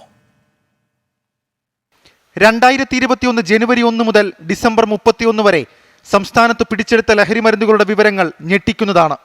കഴിഞ്ഞ ഒരു വർഷം സംസ്ഥാനത്ത് നിന്ന് പിടിച്ചത് 5632 കിലോ കഞ്ചാവ്. ഏറ്റവും കൂടുതൽ കഞ്ചാവ് പിടിച്ചെടുത്തത് പാലക്കാട് ജില്ലയിലാണ്, 1954 കിലോ. തലസ്ഥാന ജില്ലയിൽ നിന്ന് പിടിച്ചത് 1184 കിലോ കഞ്ചാവ്. ഏപ്രിൽ 22 പാലക്കാട് ജില്ലയിൽ ലോറിയിൽ ഒളിപ്പിച്ച് കടത്താൻ ശ്രമിച്ച 761 കിലോ കഞ്ചാവ് പിടിച്ചതും തലസ്ഥാന ജില്ലയിൽ മെയ് 7-നും 8-നുമായി 657 കിലോ കഞ്ചാവ് പിടിച്ചതുമാണ് പ്രധാന കഞ്ചാവ് വേട്ടകൾ. സ്റ്റേറ്റ് എക്സൈസ് എൻഫോഴ്സ്മെന്റ് സ്ക്വാഡാണ് ഈ കഞ്ചാവ് വേട്ടകൾ നടത്തിയത്. കേരളത്തിൽ നിന്ന് 760 കഞ്ചാവ് ചെടികളും കണ്ടെത്തി. 16 കിലോ ഹഷിഷ് ഓയിലും കഴിഞ്ഞ വർഷം പിടിച്ചെടുത്തു. ഓഗസ്റ്റ് 7-ന് തൃശൂർ റേഞ്ചിൽ നിന്ന് മാത്രം 1.5 കിലോ ഹഷിഷ് ഓയിൽ പിടിച്ചു. ഇക്കഴിഞ്ഞ വർഷം സിന്തറ്റിക് ഡ്രഗുകളും സുലഭമായി സംസ്ഥാനത്തേക്ക് ഒഴുകി. ബ്രൗൺ ഷുഗർ, ഹെറോയിൻ എന്നിവയുടെ വിൽപ്പന സജീവമായി. 6.13 കിലോ MDMA ആണ് പിടിച്ചെടുത്തത്. 1 കിലോയിലധികം നർക്കോട്ടിക് ഗുളികകളും പരിശോധനയിൽ കണ്ടെത്തി. LSD സ്റ്റാമ്പ് ഉപയോഗം വ്യാപകമാണെന്നും കണക്കുകൾ സൂചിപ്പിക്കുന്നു. ലഹരി മരുന്ന് വിൽപ്പന നടത്തിയതിനും ഉപയോഗിച്ചതിനും 3922 കേസുകളാണ് രജിസ്റ്റർ ചെയ്തത്. 3916 പേർ അറസ്റ്റിലായി. 489 വാഹനങ്ങളും പിടിച്ചെടുത്തു. എക്സൈസ് പിടിച്ച ലഹരി മരുന്നുകളുടെ കണക്കുകൾ മാത്രമാണിത്. ഇതിലും എത്രയോ കൂടുതൽ ലഹരി മരുന്നുകൾ പോലീസിന്റെയും എക്സൈസിന്റെയും കണ്ണുവെട്ടിച്ച് സംസ്ഥാനത്ത് വിൽപ്പന നടത്തിയിട്ടുണ്ടാകും. ലഹരി മാഫിയ സംഘങ്ങൾക്ക് കാര്യക്ഷമമായി കടിഞ്ഞാണിട്ടില്ലെങ്കിൽ വരും കാലങ്ങളിൽ വലിയ തലവേദനയുണ്ടാക്കും. ഷെഫീദ് റൌത്തർ, 24, തിരുവനന്തപുരം. കോവളത്ത് വിദേശ പൗരനെ അപമാനിച്ച സംഭവത്തിൽ കൂടുതൽ പോലീസുകാർക്കെതിരെ നടപടി. SI അടക്കം 3 പോലീസുകാർക്കെതിരെ വകുപ്പ് തല അന്വേഷണത്തിലാണ് ഇപ്പോൾ നിർദ്ദേശം വന്നിരിക്കുന്നത്. സിറ്റി സ്പെഷ്യൽ ബ്രാഞ്ച് AC കമ്മീഷണർക്ക് നൽകിയ റിപ്പോർട്ടിന്റെ അടിസ്ഥാനത്തിലാണ് വാഹന പരിശോധന നടത്തിയ സംഘത്തിലെ 3 പേർക്കെതിരെ കൂടി വകുപ്പ് തല അന്വേഷണത്തിന് സിറ്റി പോലീസ് കമ്മീഷൻ നിർദ്ദേശം നൽകിയത്. വിഷയത്തിൽ ഉയർന്ന റാങ്കിലുള്ള ഉദ്യോഗസ്ഥന്റെ നേതൃത്വത്തിൽ വിശദ അന്വേഷണം പ്രഖ്യാപിക്കാനും സാധ്യതയുണ്ട്. ഇതുവരെയുള്ള സർക്കാർ ഇടപെടലിൽ തൃപ്തനാണ് സ്വീഡിഷ് പൗരൻ Steven Augsburg. Still, they try to grab the property back. They don't allow me to run any business there, and then they try to make my life as a hell, and maybe I will leave this country and go back to Sweden and get tired of all this. That is their intention, yeah. It seems like it will be a very good. I know they will do something nice for me also now. I feel that I have support, and I feel that the police is good guys, and I'm not afraid about them. Alex Ram മുഹമ്മദാണ് വിശദാംശങ്ങളുമായി ഇപ്പോൾ തിരുവനന്തപുരത്ത് ചേർന്നത്. Alex, ഈ കൂടുതൽ പോലീസുകാർക്കെതിരെ ഏത് തരത്തിലുള്ള നടപടിക്കാണ് ഇപ്പോൾ സാധ്യതയുള്ളത്? അലക്സ്, ഉന്മേഷ, കോവളത്ത് സ്വീഡിഷ് പൗരനെ അവഹേളിച്ച സംഭവത്തിൽ കൂടുതൽ പോലീസ് ഉദ്യോഗസ്ഥർക്കെതിരെ നടപടിക്ക് സാധ്യതയുണ്ടെന്നുള്ളതാണ് ഏറ്റവും പ്രധാനപ്പെട്ട കാര്യം. ഇതിൽ പ്രിൻസിപ്പൽ SI അനീഷ് അടക്കം 3 പോലീസ് ഉദ്യോഗസ്ഥർക്കെതിരെ വകുപ്പ് തല അന്വേഷണം നടത്താൻ സിറ്റി പോലീസ് കമ്മീഷണർ നിർദ്ദേശം നൽകിയിട്ടുണ്ട്. ഈ സിറ്റി സ്പെഷ്യൽ ബ്രാഞ്ച് ACയുടെ പ്രാഥമിക റിപ്പോർട്ടിന്റെ അടിസ്ഥാനത്തിലാണ് ഇത്തരത്തിലൊരു നിർദ്ദേശം കമ്മീഷണർ നൽകിയത്. മാത്രമല്ല, ഈ സംഭവവുമായി ബന്ധപ്പെട്ട് കോവളത്തെ ഗ്രേഡ് SI PK ഷാജിയെ നിലവിൽ സസ്പെൻഡ് ചെയ്തിട്ടുണ്ട്. അന്ന് ഈ പരിശോധന നടക്കുന്ന സമയത്ത് ഈ ഷാജിക്കൊപ്പം ഉണ്ടായിരുന്ന ഉദ്യോഗസ്ഥരാണ് ഇപ്പോൾ അന്വേഷണം നേരിടുന്നത് എന്നുള്ളതാണ് ഏറ്റവും പ്രധാനപ്പെട്ട കാര്യം. ഈ അന്വേഷണം, അതായത് പോലീസുകാരുടെ സ്വാഭാവികമായ ഒരു പരിശോധനയാണ് അവിടെ ഉണ്ടായിരുന്നതെങ്കിലും ഈ വിദേശിയുടെ കാര്യത്തിൽ ചില വീഴ്ചകൾ സംഭവിച്ചതായാണ് ACയുടെ റിപ്പോർട്ടിലുള്ളത്. മാത്രമല്ല, കഴിഞ്ഞ ദിവസം സിറ്റി പോലീസ് കമ്മീഷണറായി സ്പർജൻ കുമാർ IPS ചുമതലയേൽക്കുന്ന സമയത്ത് ഇതുമായി ബന്ധപ്പെട്ട് ഉചിതമായ അന്വേഷണം നടക്കുന്നതായും കൂടുതൽ പേർക്കെതിരെ നടപടി ഉണ്ടാകുമെന്ന ഒരു സൂചനയും അദ്ദേഹം നൽകിയിരുന്നു. ആ തരത്തിൽ തന്നെയാണ് അന്വേഷണം ഈ ഘട്ടത്തിൽ പുരോഗമിക്കുന്നത് എന്ന് പറയാൻ സാധിക്കും. മറ്റൊരു പ്രധാനപ്പെട്ട കാര്യം ഇതുമായി വന്നത്, ഈ സസ്പെൻഷൻ നടപടി നേരിട്ട ഗ്രേഡ് SI TK ഷാജികുമാർ മുഖ്യമന്ത്രിക്കും DGPക്കും പരാതി നൽകി എന്നുള്ളതാണ്. അദ്ദേഹം പറയുന്നത് താൻ തെറ്റൊന്നും ചെയ്തിട്ടില്ല, തന്റെ നടപടിക്രമങ്ങൾ പാലിച്ച് ജോലി ചെയ്യുക മാത്രമാണ് താൻ ഉണ്ടായിരുന്നത്. തന്റെ സർവീസ് കാലാവധി പൂർത്തിയാക്കാൻ ഇനി 5 മാസത്തോളം മാത്രമേ ബാക്കിയുള്ളൂ. അതിനാൽ തന്റെ സസ്പെൻഷൻ നടപടി പിൻവലിക്കണമെന്നാണ് അദ്ദേഹം ഈ പരാതിയിൽ ആവശ്യപ്പെടുന്ന പ്രധാനപ്പെട്ട ഒരു കാര്യം. എന്താണെങ്കിലും നടപടി ഉറപ്പാണ്. കാരണം സംസ്ഥാനത്തിൽ ശരി, അലക്സ് റാം മുഹമ്മദാണ് തിരുവനന്തപുരത്ത് നിന്ന് വിവരങ്ങൾ നൽകിയത്. മേജർ ധ്യാൻചന്ദ് കായിക സർവകലാശാലയ്ക്ക് മീററ്റിൽ പ്രധാനമന്ത്രി നരേന്ദ്രമോദി തറക്കല്ലിട്ട ദിവസമാണ്. എന്തൊക്കെയാണ് ഈ സർവകലാശാലയുടെ പ്രത്യേകത എന്നാണ് ഇനി 24 വാർത്ത പരിശോധിക്കാൻ പോകുന്നത്. ബൃഹത് പദ്ധതിയായിട്ടാണ് ഈ സർവകലാശാല ഒരുങ്ങുന്നത്. 700 കോടിയുടെ പദ്ധതിയാണ് നടപ്പിലാക്കാൻ പോകുന്നത്. ഏറ്റവും ശ്രദ്ധേയമായ കാര്യം, UPയിലെ ഉത്തർപ്രദേശിലെ ആദ്യ കായിക സർവകലാശാലയാണ് ഇത് എന്നതാണ്. ഇനി ഏത് സ്ഥലത്താണ് ഇത് സ്ഥിതി ചെയ്യുന്നത് എന്ന് കൂടി നോക്കുക. മീററ്റിലെ 2 ഗ്രാമങ്ങളിൽ, സലാവ, കൈലി ഗ്രാമങ്ങളായിട്ടായിരിക്കും ഈ പദ്ധതി പണിതുയർത്താൻ പോകുന്നത്. ലോക നിലവാരത്തിലുള്ള കായിക സർവകലാശാലയായിട്ട് ഇതിനെ മാറ്റുമെന്നുള്ള പ്രഖ്യാപനം കൂടി ഈ ഘട്ടത്തിൽ ഉണ്ടായിരിക്കുന്നു. എന്തൊക്കെ ഇനി ഇതിന്റെ ഭാഗമാകുന്നു എന്ന് കൂടി നോക്കാം. ലോൺ ടെന്നീസ് കോർട്ട് ഈ സർവകലാശാലയുടെ ഭാഗമായിട്ടുണ്ടായിരിക്കും. ഷൂട്ടിംഗ്, അതോടൊപ്പം തന്നെ ആർച്ചറി, ഇതിന്റെ രണ്ടിന്റെയും പരിശീലന കേന്ദ്രങ്ങൾ കൂടി ഒരുങ്ങുന്നു ഈ കായിക സർവകലാശാലയുടെ ഭാഗമായി. ജിംനേഷ്യം ഉണ്ടായിരിക്കും, വെയ്റ്റ് ലിഫ്റ്റിംഗ് ഹാളുകൾ, ഇതൊക്കെ സർവകലാശാലയുടെ ഭാഗമായി ഒരുക്കുന്നുണ്ട്. സ്വിമ്മിംഗ് പൂൾ എന്ന് പറയുന്നത് ഇതിന്റെ മറ്റൊരു സവിശേഷതയാണ്. വോളിബോൾ കോർട്ട് ഉണ്ടാകും. അതോടൊപ്പം തന്നെ മറ്റൊരു കായികനകമായ ഫുട്ബോളിന് വേണ്ടിയും ആവശ്യമായ ഗ്രൗണ്ട് ഇതിന്റെ ഭാഗമായി ഒരുക്കും. ഹോക്കിയും ഇതിന്റെ മുൻഗണനാക്രമത്തിൽ ഉൾപ്പെടുന്നുണ്ട്. ഹോക്കി ഗ്രൗണ്ട് ഉണ്ടാകും. കബഡി കോർട്ടുകളും കായിക സർവകലാശാലയുടെ ഭാഗമായി ഒരുക്കും. ബാസ്കറ്റ്ബോൾ കോർട്ട് കൂടി ഈ കായിക സർവകലാശാല സ്ഥാപിക്കപ്പെടുമ്പോൾ അതിന്റെ ഭാഗമായി ഉണ്ടാകും എന്നാണ് മനസ്സിലാക്കാൻ കഴിയുന്നത്. കുഴിയില്ലാത്ത റോഡിൽ പൊതുമരാമത്ത് വകുപ്പിന്റെ കുഴിയടക്കൽ. കോഴിക്കോട് മെഡിക്കൽ കോളേജ് കുന്നമംഗലം റോഡിലാണ് PWD വിചിത്ര നടപടി. നാട്ടുകാർ ബഹളം വെച്ചതോടെ മന്ത്രി PA മുഹമ്മദ് റിയാസ് സ്ഥലം സന്ദർശിച്ചു. വിശദമായ റിപ്പോർട്ട് നൽകാൻ മന്ത്രി എക്സിക്യൂട്ടീവ് എഞ്ചിനീയറോട് ആവശ്യപ്പെട്ടു. റോഡിനൊരു കുഴപ്പമില്ലാത്തിടത്ത് ടാറിംഗ് നടക്കുന്നു. കുഴപ്പമുള്ള ഇടങ്ങളിൽ പൊതുവെ ടാറിംഗ് വന്നിട്ടില്ല എന്നുള്ള അഭിപ്രായം വന്നു. അപ്പോൾ അത് പരിശോധിക്കാൻ എക്സിക്യൂട്ടീവ് എഞ്ചിനീയർ ചുമതലപ്പെടുത്തിയിട്ടുണ്ട്. ഇത് ഒറ്റപ്പെട്ട് മാത്രം കാണേണ്ട ഒരു പ്രവണതയല്ല എന്ന് തോന്നുന്നു. ഇങ്ങനെയുള്ള രീതി പല ഭാഗത്തും വരാൻ സാധ്യതയുണ്ട്. അതുൾപ്പെടെ പരിശോധിക്കാൻ ചീഫ് എഞ്ചിനീയറോട് ആവശ്യപ്പെട്ടിട്ടുണ്ട്. സിനോജ് തോമസ് ആണ് വാർത്തയുടെ വിശദാംശങ്ങളുമായി ഇപ്പോൾ കോഴിക്കോട് നിന്ന് ചേർന്നത്. സിനോജ്, യഥാർത്ഥത്തിൽ എന്താണ് സംഭവിച്ചത്? കുഴി ഇല്ലാത്ത റോഡിൽ പോയി കുഴിയടയ്ക്കാനായിരുന്നു ഈ ഉദ്യോഗസ്ഥരുടെ ശ്രമം?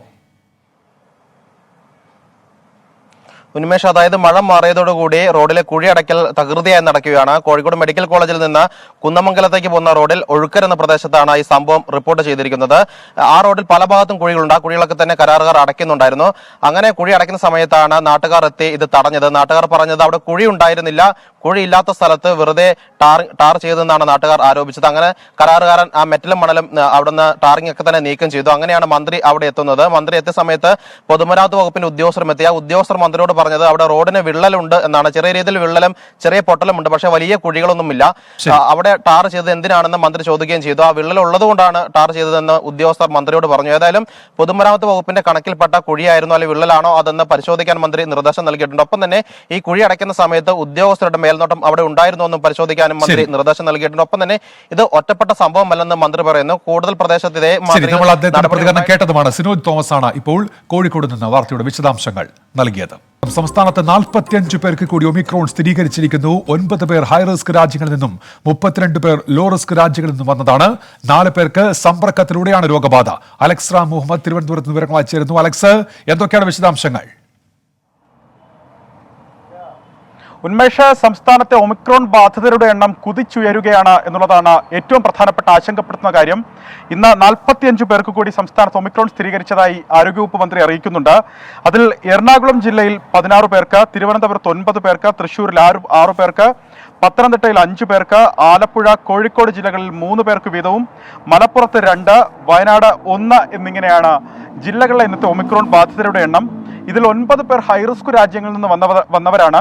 32 പേർ ലോ റിസ്ക് രാജ്യങ്ങളിൽ നിന്ന് വന്നവരാണ്. ഈ നമ്പർ ശ്രദ്ധിക്കേണ്ടതാണ്. 32 പേർ ലോ റിസ്ക് രാജ്യങ്ങളിൽ നിന്ന് വന്നവർക്കാണ് ഒമിക്രോൺ സ്ഥിരീകരിച്ചത്. 4 പേർക്ക് സമ്പർക്കത്തിലൂടെയും ഇന്നേ ദിവസം ഒമിക്രോൺ സ്ഥിരീകരിച്ചിട്ടുണ്ട്. അതിൽ തന്നെ ആലപ്പുഴയിലെ 3 പേർക്കും തൃശ്ശൂരിലെ ഒരാൾക്കുമാണ് സമ്പർക്കത്തിലൂടെ രോഗബാധ സ്ഥിരീകരിച്ചിട്ടുള്ളത്. ഇതോടെ സംസ്ഥാനത്തെ ആകെ ഒമിക്രോൺ കേസുകളുടെ എണ്ണം 152 ഉയർന്നു. അതിൽ തന്നെ ഹൈറിസ്ക് രാജ്യങ്ങളിൽ നിന്ന് വന്നവർ 50 പേരും ലോ റിസ്ക് രാജ്യങ്ങളിൽ നിന്ന് വന്ന 84 പേരും 84 പേരും രോഗബാധിതരായിട്ടുണ്ട്. 18 പേർക്ക് സമ്പർക്കത്തിലൂടെയാണ് രോഗം ബാധിച്ചത്. ഇതിൽ പ്രധാനമായി ആരോഗ്യവകുപ്പ് മന്ത്രി പറയുന്നത് കൂടുതൽ ഒമിക്രോൺ കേസുകൾ സ്ഥിരീകരിക്കുന്ന പശ്ചാത്തലത്തിൽ അതീവ ജാഗ്രത പാലിക്കണം എന്നു തന്നെയാണ്. എല്ലാവരും ജാഗ്രത തുടരണം. മാത്രമല്ല ലോ റിസ്ക് രാജ്യങ്ങളിൽ നിന്ന് വരുന്നവരിൽ കൂടുതലായി ഒമിക്രോൺ ബാധ സ്ഥിരീകരിക്കുന്ന പശ്ചാത്തലമുള്ളതിനാൽ അവർ ക്വാറന്റൈൻ വ്യവസ്ഥകൾ കർശനമായി പാലിക്കണമെന്നും ആരോഗ്യവകുപ്പ് മന്ത്രി വ്യക്തമാക്കുന്നു. ഒരു തരത്തിലുള്ള സാമൂഹ്യ ഇടപെടലുകളും അനുവദിക്കില്ല, പാടില്ല എന്ന് പറയുന്നു. അവർ പൊതുസ്ഥലങ്ങളിൽ സന്ദർശിക്കുകയോ പൊതുചടങ്ങുകളിൽ പങ്കെടുക്കുകയോ ചെയ്യരുതെന്നും കർശനമായി തന്നെ ആരോഗ്യവകുപ്പ് ഈ ഘട്ടത്തിൽ നിർദ്ദേശം നൽകുന്നു. ശരി, അലക്സ് റാം മുഹമ്മദാണ് വിവരങ്ങൾ നൽകിയത്. 45 പേർക്ക് കൂടി ഒമിക്രോൺ സ്ഥിരീകരിച്ചിരിക്കുന്നു സംസ്ഥാനത്ത്. പ്രമുഖ സുവിശേഷകനും ക്രിസ്ത്യൻ റിവൈവൽ ഫെലോഷിപ്പ് പ്രസിഡന്റുമായ പ്രൊഫസർ MY യോഹന്നാൻ അന്തരിച്ചു. 84 വയസ്സായിരുന്നു. വൃക്കരോഗത്തിന് അദ്ദേഹം ആലുവയിലെ ആശുപത്രിയിൽ ചികിത്സയിലായിരുന്നു. മെഡിക്കൽ ഉപകരണങ്ങൾ നിർമ്മിക്കുന്ന അഗാപ്പി ഡയഗ്നോസ്റ്റിക് ചെയർമാനായ പ്രൊഫസർ MY യോഹന്നാൻ കോളേജിലെ സെന്റ് പീറ്റേഴ്സ് കോളേജ് റിട്ടയർഡ് പ്രിൻസിപ്പളാണ്. 100-ൽ പരം സുവിശേഷ പുസ്തകങ്ങളുടെ ഗ്രന്ഥകർത്താവ് കൂടിയാണ് അദ്ദേഹം. സ്വമേധ്യാ സുവിശേഷ സംഘം എന്ന മിഷണറി സംഘത്തിലെ സജീവ അംഗമായിരുന്നു. ചൊവ്വാഴ്ച വൈകിട്ട് 4 മണിക്കാണ് സംസ്കാരം. അഖിലേന്ത്യാ മെഡിക്കൽ പ്രവേശനത്തിലെ സാമ്പത്തിക സംവരണ മാനദണ്ഡങ്ങളിൽ മാറ്റമില്ലെന്ന് കേന്ദ്ര സർക്കാർ സുപ്രീം കോടതിയിൽ 8 ലക്ഷം രൂപയെന്ന വാർഷിക വരുമാന പരിധി തുടരും.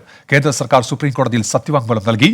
മാനദണ്ഡങ്ങളിൽ മാറ്റം വേണ്ടെന്ന 3-അംഗ സമിതിയുടെ റിപ്പോർട്ടും കൈമാറി. 5 ഏക്കർ അതിനു മുകളിലും കൃഷിഭൂമിയുള്ള കുടുംബങ്ങളിലെ അംഗങ്ങളെ സാമ്പത്തിക സംവരണത്തിൽ നിന്ന് ഒഴിവാക്കാമെന്നും സമിതി ശുപാർശ ചെയ്തിരുന്നു.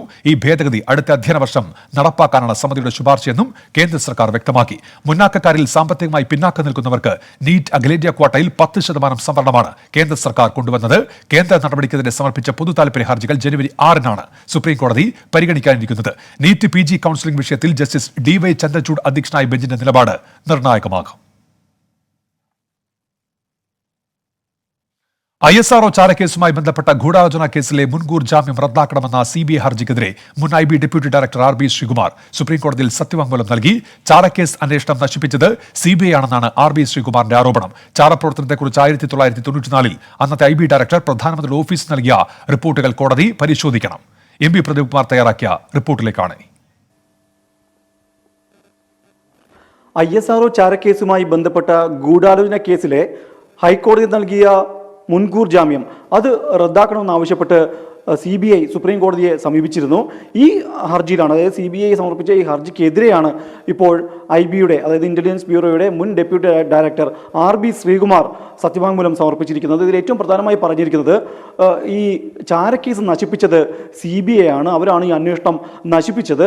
മാത്രമല്ല ഈ ചാരപ്രവർത്തനവുമായി ബന്ധപ്പെട്ട നിരവധി തെളിവുകളും ഒപ്പം തന്നെ വളരെയധികം വിശദ വിവരങ്ങളും എല്ലാം തന്നെ ആ സമയത്ത് ശേഖരിച്ചിരുന്നു. 94-ൽ അന്നത്തെ IB ഡയറക്ടർ പ്രധാനമന്ത്രിയുടെ ഓഫീസിന് അയച്ച റിപ്പോർട്ടിൽ ഇതെല്ലാം തന്നെ വളരെ കൃത്യമായി വ്യക്തമാക്കിയിട്ടുണ്ട്. ആ റിപ്പോർട്ടുകൾ കോടതി പരിശോധിച്ചാൽ തന്നെ ഈ ചാരപ്രവർത്തനവുമായി ബന്ധപ്പെട്ട കാര്യങ്ങൾ മനസ്സിലാക്കാൻ സാധിക്കും. മാത്രമല്ല പാക് രഹസ്യാന്വേഷണ ഏജൻസികളാണ് ഈ ചാരപ്രവർത്തനത്തിന് പിന്നിലെന്നും കണ്ടെത്തിയിരുന്നു. അക്കാര്യങ്ങളെല്ലാം തന്നെ വളരെ കൃത്യമായി അന്ന് പ്രധാനമന്ത്രിയുടെ ഓഫീസിനെ അറിയിച്ചതുമാണ്. അതുപോലെ തന്നെ ഇതുമായി ബന്ധപ്പെട്ട നിരവധി കാര്യങ്ങളാണ് അന്നത്തെ ഇന്റലിജൻസ് ബ്യൂറോയ്ക്ക് ലഭിച്ചിരുന്നത്. അതുപോലെ ഈ നമ്പിനാരായണനുമായി ബന്ധപ്പെട്ട, അതായത് നമ്പിനാരായണൻ ഇപ്പോൾ ഉന്നയിക്കുന്ന ചില ആരോപണങ്ങൾ, അത് കസ്റ്റഡിയിൽ മർദ്ദിച്ചു എന്ന് തുടങ്ങിയ ആരോപണങ്ങൾ നേരത്തെ ഒന്നും തന്നെ ഉന്നയിക്കാത്തതാണ്. അതെല്ലാം തന്നെ പുതുതായി വരുന്ന ആരോപണങ്ങളാണ്. ഈ ചാരക്കേസുമായി ബന്ധപ്പെട്ട് ഈ പോലീസ് ഉദ്യോഗസ്ഥർ അല്ലെങ്കിൽ ഈ അന്വേഷണ ഉദ്യോഗസ്ഥർ ഏതെങ്കിലും തരത്തിൽ നമ്പിനാരായണനെ കള്ളക്കേസിൽ കുടുക്കാൻ ശ്രമിച്ചു എന്ന് തുടങ്ങിയ അന്വേഷണം നടത്തിയ DK ജെയിൻ സമിതി തങ്ങളുടെ ഭാഗങ്ങളൊന്നും തന്നെ കേട്ടിട്ടില്ല. ഈ അന്വേഷണ ഉദ്യോഗസ്ഥരുടെ കാര്യങ്ങൾ ഒന്നും തന്നെ അവരോട് സംസാരിക്കുകയോ ഒന്നും ചെയ്യാതെയാണ് ഇത്തരത്തിലൊരു റിപ്പോർട്ട് തയ്യാറാക്കി നമ്പിനാരായണനെ മാത്രം കേട്ടുകൊണ്ടാണ് റിപ്പോർട്ട് തയ്യാറാക്കിയിരിക്കുന്നത്. അതൊരു കാരണവശാലും കോടതി അക്കാര്യം കൂടെ മനസ്സിൽ വെച്ച് വേണം കോടതി ഇക്കാര്യങ്ങളെല്ലാം മനസ്സിലാക്കേണ്ടത് എന്നുള്ളതും കൂടി RB ശ്രീകുമാർ വ്യക്തമാക്കിയിട്ടുണ്ട്. എന്തായാലും നാളെ ഈ ഒരു വിഷയം സുപ്രീം കോടതി പരിഗണിക്കാനിരിക്കുകയാണ്. CBIയുടെ ഹർജി സുപ്രീം കോടതി പരിഗണിക്കാൻ ഇരിക്കുകയാണ്. ഇതിനിടെയാണ് ഇപ്പോൾ RB ശ്രീകുമാർ തന്റെ വാദവുമായി രംഗത്തെത്തിയിരിക്കുന്നത്. ഇപ്പോൾ കിട്ടിയ ഒരു വാർത്തയിലേക്കാണ് ഇനി പോകുന്നത്. സുപ്രീം കോടതി വീണ്ടും പൂർണ്ണമായി വീഡിയോ കോൺഫറൻസിംഗിലേക്ക് മാറുന്നു. രാജ്യത്ത് ഒമിക്രോൺ കോവിഡ് കേസുകൾ വർദ്ധിക്കുന്ന സാഹചര്യത്തിലാണ് തീരുമാനം. MB പ്രദീപ് കുമാർ വിവരങ്ങളുമായി ചേരുന്നുണ്ട്. പ്രദീപ്, എന്തൊക്കെയാണ് വിശദാംശങ്ങൾ? ഉന്മേഷ്, ഇപ്പോൾ ഏറ്റവും ഒടുവിൽ നമുക്ക് ഇവിടെ നിന്നും സുപ്രീം കോടതിയിൽ നിന്ന് നൽകാൻ കഴിയുന്ന വിവരം, സുപ്രീം കോടതി വീണ്ടും പൂർണ്ണമായി വീഡിയോ കോൺഫറൻസിംഗിലേക്ക് വാദം കേൾക്കലിലേക്ക് മാറുകയാണ്. നേരത്തെ ഹൈബ്രിഡ് രീതിയിൽ, അതായത് നേരിട്ട് ഹാജരായി വാദം കേൾക്കുന്ന അടക്കം ഹൈബ്രിഡ് രീതിയിൽ വാദം കേൾക്കാൻ തീരുമാനിച്ചിരുന്നു. അതുമായി ബന്ധപ്പെട്ടാണ് ഇപ്പോൾ ഈ ഒരു വാദം കേൾക്കൽ ഇപ്പോൾ നടക്കുന്നത്. എന്നാൽ ഇപ്പോൾ ഈ ഡൽഹിയിൽ ഒമിക്രോൺ കോവിഡ് കേസുകൾ വലിയ തോതിൽ വർദ്ധിക്കുന്ന ഒരു സാഹചര്യത്തിലാണ് ഇപ്പോൾ വീണ്ടും ഈ വിർച്വൽ രീതിയിലേക്ക്, അതായത് വീഡിയോ കോൺഫറൻസ് രീതിയിലേക്ക് 2 ആഴ്ചത്തേക്ക് വാദം കേൾക്കുമെന്ന് സുപ്രീം കോടതി വ്യക്തമാക്കിയിട്ടുള്ളത്. ഉന്മേഷ്, MB പ്രദീപ് കുമാറാണ് വിശദാംശങ്ങൾ നൽകിയത്. സുപ്രീം കോടതി വീണ്ടും വീഡിയോ കോൺഫറൻസിംഗിലേക്ക് പോവുകയാണ്. ലോകത്തെവിടെയായാലും ഏത് സമയത്തും 24 വാർത്തകളും ഓഗ്മെന്റഡ് റിയാലിറ്റി പാക്കേജുകളും എക്സ്പ്ലെയിനറുകളും വിശദമായി കാണാൻ ഞങ്ങളുടെ YouTube ചാനൽ നിങ്ങൾക്ക് സബ്സ്ക്രൈബ് ചെയ്യാം.